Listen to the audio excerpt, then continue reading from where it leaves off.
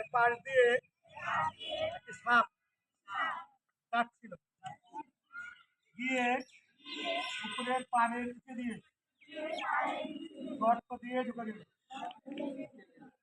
উপর দিয়ে উঠল এবং একজন সাপুরে দেখলো, সাপুরে দেখে ঝুপের নিচে ঢুকে গেল,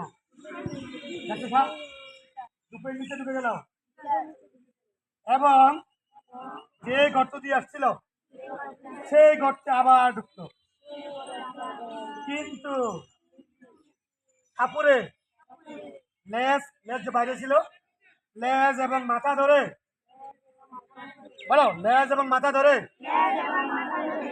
টান দিয়ে বের করে ফেললো। এই হয়ে গেল জীবনটা কাকেরও।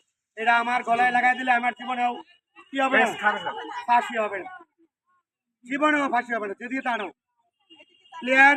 তাহলে গল্পটা তোমরা শুনতে চাচ্ছ?